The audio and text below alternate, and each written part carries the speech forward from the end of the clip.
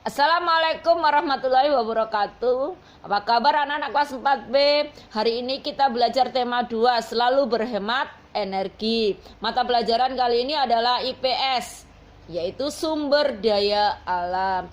Tahukah anak-anak, Indonesia terkenal akan kekayaan alamnya. Kekayaan alam inilah yang dapat menghasilkan sumber daya alam yang berguna bagi kehidupan manusia. Perhatikan gambar berikut. Ada gunung, ada sawah, ada pantai. Nah, perhatikan, sudah diperhatikan anak-anak? Nah, sekarang kalau sudah diperhatikan, siapkan buku tulis kalian. Buku tulis tematik, catat ya dengan hati-hati dan teliti. Sumber daya alam. Sumber daya alam adalah semua kekayaan alam yang dapat dimanfaatkan oleh manusia untuk memenuhi kebutuhan hidupnya. Perhatikan, berarti manusia dapat hidup, berarti manusia harus berusaha, yaitu memanfaatkan sumber daya alam.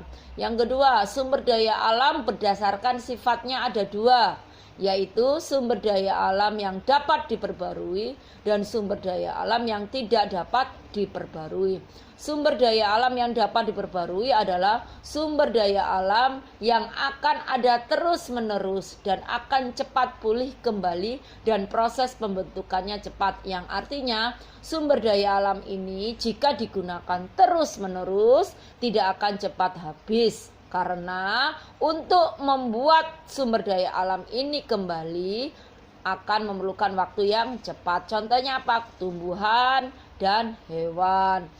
Sumber daya alam yang tidak dapat diperbarui artinya sumber daya alam yang akan habis jika digunakan secara terus-menerus dan proses pembentukannya lama. Sumber daya alam yang dapat diperbarui dibagi menjadi dua, yaitu sumber daya alam hayati dan sumber daya alam non-hayati. Sumber daya alam hayati dibagi menjadi dua, yaitu sumber daya alam nabati, berasal dari tumbuhan seperti buah-buahan dan sayur-sayuran, sedangkan hewani berasal dari hewan seperti sapi, ikan, ayam, dan lain-lainnya. Sumber daya alam non-hayati. Non-hayati berarti bukan dari makhluk hidup, yaitu contohnya air, batuan, sinar matahari. Sudah, sekarang sumber daya alam yang tidak dapat diperbarui dibagi menjadi tiga. Berupa apa saja? Energi, mineral logam, dan mineral non-logam. Energi didapat dari minyak bumi dan batu bara. Mineral logam, biji besi, nikel, emas. Mineral non-logam berarti pasir, batu kapur, belerang. Sekarang kalian sudah mempelajari berapa besar kekayaan Indonesia lah. Karena kekayaan Indonesia yang begitu banyak, maka Indonesia mendapat banyak sebutan. Sebutan yang pertama, negara Nusantara. Karena Indonesia terletak di antara dua pulau besar, yaitu benua Asia dan benua Australia. Sekarang sebutan yang kedua, negara kepulauan. Indonesia mendapat sebutan negara kepulauan karena Indonesia terdiri atas pulau-pulau besar dan ribuan pulau kecil. Sebutan yang ketiga adalah negara maritim. Indonesia mendapat sebutan negara maritim karena wilayah Indonesia 2/3 bagiannya merupakan perairan dan warganya bekerja sebagai nelayan. Sekarang sebutan yang keempat, negara agraris. Negara agraris untuk Indonesia karena Indonesia memiliki tanah yang subur dan sebagian besar penduduknya bermata pencarian sebagai petani. Indonesia mendapat sebutan negara zamrud khatulistiwa karena Indonesia memiliki hamparan tanah yang subur dan berwarna hijau. Yang keenam, negara Indonesia mendapat sebutan negara paru-paru dunia karena Indonesia memiliki hutan tropis terbesar di dunia. Yang ada di mana? Di hutan Kalimantan. Kenapa mendapat sebutan paru-paru dunia? Ingat, hutan banyak tumbuhan. Tumbuhan melakukan proses fotosintesis yang menghasilkan oksigen. Oksigen sangat diperlukan bagi manusia untuk Fasan.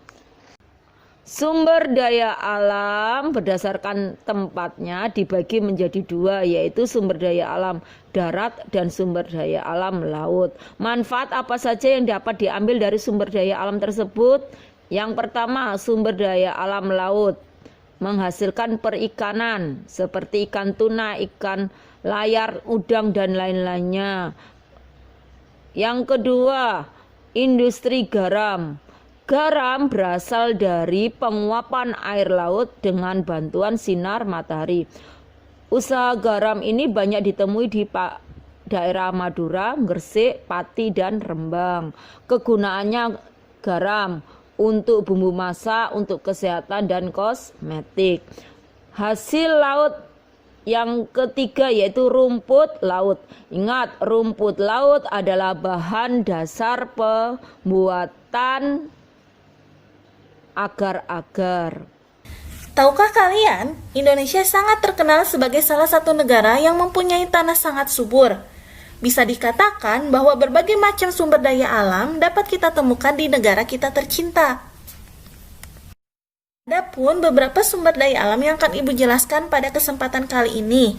Yang pertama yaitu rempah-rempah. Rempah-rempah adalah bagian tumbuhan yang beraroma atau berasa kuat yang digunakan dalam jumlah kecil pada makanan sebagai pengawet atau perasa makanan. Berikut ini beberapa macam rempah-rempah khas Indonesia yang sudah sangat terkenal oleh masyarakat, bahkan dikenal dunia. Yang pertama yaitu kunyit. Kunyit dimanfaatkan sebagai bumbu dapur, obat tradisional maupun pewarna alami makanan. Rempah-rempah yang kedua yaitu cengkeh. Cengkeh dimanfaatkan sebagai bumbu tambahan di beberapa makanan, obat alergi terhadap udara dingin. Cengkeh ini berasal dari daerah Maluku dan Ambon. Rempah-rempah yang ketiga yaitu pala. Pala dimanfaatkan oleh masyarakat sebagai bumbu dapur. Rempah-rempah yang keempat yaitu lada. Lada biasa kita kenal dengan merica. Ada merica putih dan juga merica hitam. Lada putih atau lada hitam. Lada ini dimanfaatkan sebagai bumbu dapur, menyembuhkan penyakit influenza dan perut kembung, serta meredakan sakit kepala. Rempah-rempah yang kelima yaitu kayu manis. Kayu manis dimanfaatkan sebagai bumbu masakan dan juga pengobatan. Selain rempah-rempah, sumber daya alam yang berikutnya adalah hasil hutan. Indonesia terkenal dengan jenis hutan tropis. Indonesia memiliki luas hutan paling besar. Hasil hutan yang ada di Indonesia diantaranya adalah pohon. Pohon dimanfaatkan sebagai bahan baku pembuatan kertas, dibuat dari kayu lunak seperti cemara dan pinus, atau dari pohon kayu keras seperti kayu putih, akasia, dan aspen. Tahukah kalian, dalam membuat satu rim kertas, kita membutuhkan satu pohon yang usianya 5 tahun. Oleh sebab itu, kita tidak boleh menyia-nyiakan kertas yang ada. Hasil hutan yang kedua yaitu getah pohon damar. Getah pohon damar manfaatnya sebagai bahan baku pembuatan obat, sebagai bahan bakar lampu, juga sebagai bahan pewarna yang alami. Hasil hutan yang ketiga yaitu pohon jati. Pohon jati banyak dimanfaatkan oleh masyarakat di Indonesia. Salah satunya yaitu sebagai bahan bangunan, furnitur, ataupun mebel. Selain pohonnya, daun jati juga sering dimanfaatkan sebagai pembungkus makanan. Sedangkan kulit dari kayu jati digunakan sebagai pelapis dinding, juga sebagai obat herbal. Akarnya pun bisa dimanfaatkan oleh masyarakat yang ada di Indonesia, yaitu sebagai pewarna alami. Hasil hutan yang keempat yaitu pohon karet. Pohon karet dimanfaatkan sebagai bahan baku pembuatan karet. Contohnya bahan baku untuk pembuatan ban mobil, ban sepeda, ban motor, karet gelang, dan masih banyak yang lainnya. Serta akarnya dapat menahan erosi dan banjir ketika musim hujan. Sumber daya alam yang ketiga yaitu batu bara. Batu bara merupakan salah satu sumber daya alam yang keberadaannya melimpah di Indonesia. Batu bara terbentuk dari sisa-sisa tumbuhan purba yang kemudian mengendap selama berjuta-juta tahun dan mengalami proses pembentukan batu bara. Salah satu manfaat batu bara yaitu bisa dijadikan sebagai bahan bakar. Adapun manfaat batu bara secara umum adalah sebagai berikut.